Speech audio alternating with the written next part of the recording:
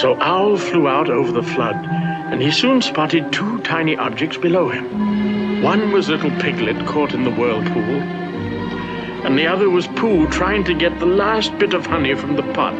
Yum, yum. Oh, Owl, I don't mean to complain, but I'm afraid I'm scared. Now, Piglet, chin up and all that sort of thing.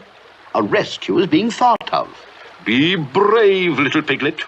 It's awfully hard to be brave when you're such a small animal.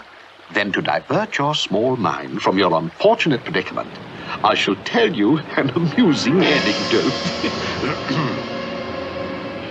It concerns a distant cousin of mine who became so frightened during a flood that he... I beg your pardon, Owl, but I think we're coming to a waterfall, a very big waterfall. Please, no interruptions.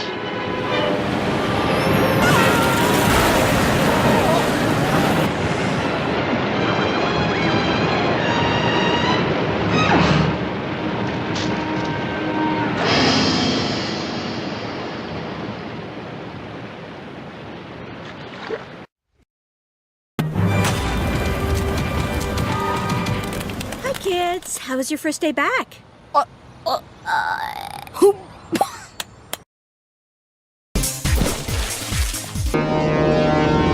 There you are, Pooh Bear. Now, to continue my story... Look, there's Pooh. Over here, Pooh.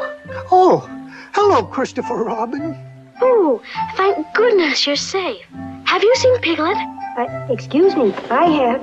What I mean is, here I am. Pooh, you rescued Piglet. I did? Yes, and it was a very brave thing to do. It was? You are a hero. I am? And as soon as the flood is over, I shall give you a hero party.